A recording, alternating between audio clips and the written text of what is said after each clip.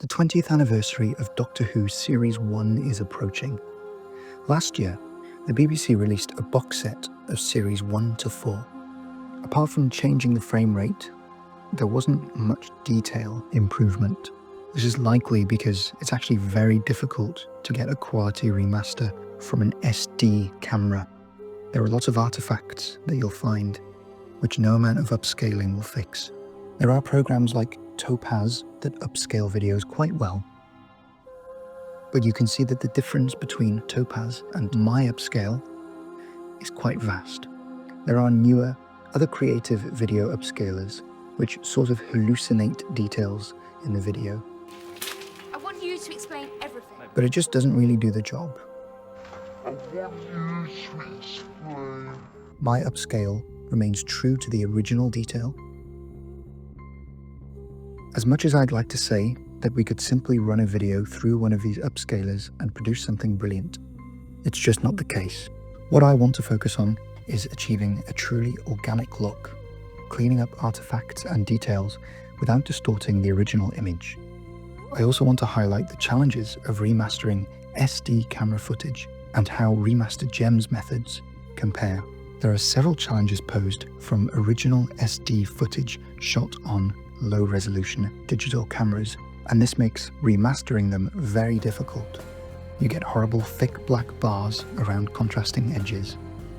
These are always present on SD cameras. But the haze filter used on Doctor Who, a stylistic choice that adds a sci-fi glow which I personally love, does unintentionally highlight and exaggerate these black bars even more. One of the most challenging tasks has been cleaning up these SD camera artifacts. It's taken me about 3 to 4 years to figure out how to do this in a clean, organic way. And you'll also see the comparison between the BBC upscale, where these SD black bars still remain, and the Remastered Gems version, which has been completely fixed. This gives it the quality of something more akin to film rather than an SD camera. Slow-mo scenes. There are some clips in the original Doctor Who episodes. These sequences were slowed down without interpolation because the technology wasn't really available back then. This resulted in visible choppiness.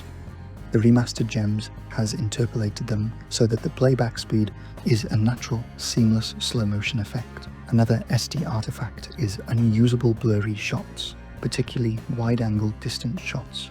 It's a lot easier to fix close-up shots, but there are particularly challenging shots which are distant wide-angle shots, and they are almost impossible to get any detail out of them. Video Topaz AI simply cannot handle this. However, my methods have significantly improved these shots. This is very difficult and a lot of manual work is done in these shots. What Remastered Gems version has done is so much more natural. It requires a specialized knowledge of how to deal with different shots, rather than chucking it in an AI upscaler. The last improvement Remastered Gems has made is color. I wanted to be very careful with these remasters because the original Doctor Who colors are very nostalgic, but they're a little washed out. I feel like I wanted to enhance it rather than change it completely. What I've managed to do is improve the overall clarity and make some of the original colors pop while keeping the nostalgic look and original color palette. Remastered Gems version really shines. I truly believe that the fan base would absolutely adore something like this if it was to be done for every episode, to remaster the entirety of Series 1 for the 20th anniversary.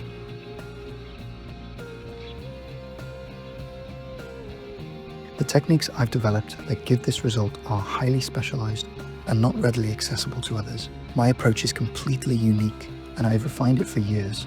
It's highly unlikely that no one else is going to be able to restore the footage to the extent that I've been able to, and I'm quite proud, and I hope I can do some great fan service as a fan myself.